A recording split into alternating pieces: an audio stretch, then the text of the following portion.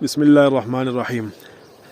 इस वक्त पाकिस्तान के बहुत ही नन्हे और छोटे क़ुर्रा हज़रात,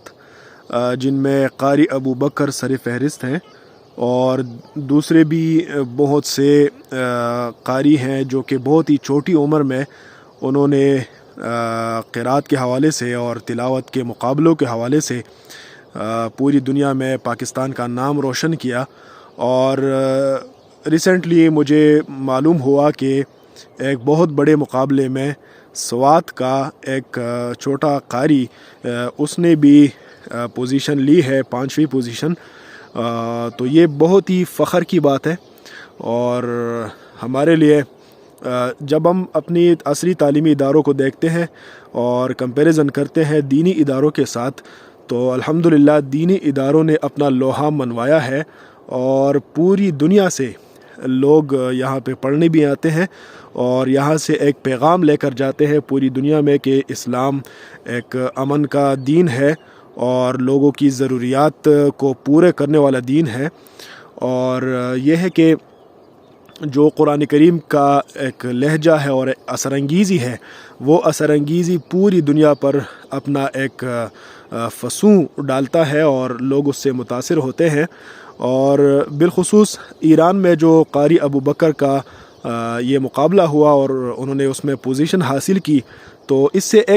एक और पैगाम जाता है पूरी दुनिया को कि अमूमन यहाँ फ़िरक़वारियत को बहुत ज़्यादा हवा दी जाती है और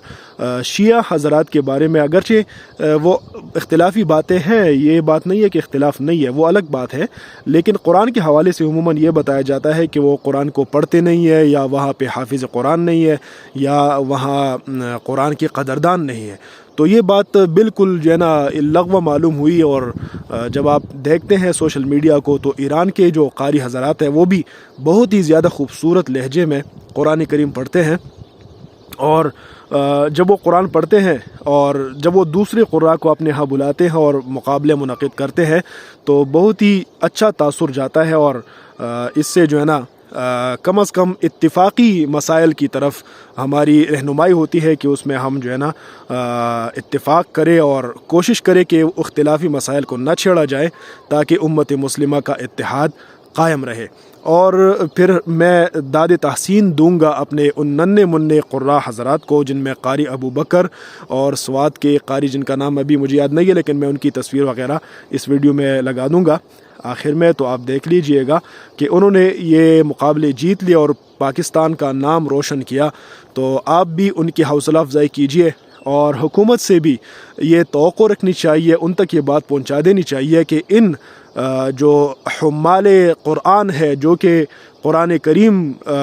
की दावत और इसके अल्फाज की तासीर को दुनिया में फैला रहे हैं, तो इनकी हौसला अफजाई करे हर फोरम पे और इनके लिए स्कॉलरशिप्स का ऐलान करे ताकि ये अपनी तालीम को जारी रख सके। ये जामे अज़हर में जाए, दूसरी दुनिया की सऊदी अरब की यूनिवर्सिटीज़ में और वहाँ की जामियात में, ताकि वो वहाँ के बड़े क़ुर्रा से मिले और अपने इस फ़न को, अपने इस आवाज़ की जादू को मज़ीद चार चांद लगाएं। तो इसके लिए हुकूमत को भी ज़िम्मेवार ठहराया जा सकता है और उनसे भी जो है ना वो मदद तलब की जा सकती है। और साथ में कम्युनिटी को भी, यानी दीनदार लोग जो है, जो कुरान के साथ इश्क़ रखते हैं, वो भी इस हवाले से सामने आएँ और इन क़ुर्रा को यही पे ना छोड़े कि बस उन्होंने मुकाबला जीत लिया और बात ख़त्म, बल्कि ये है कि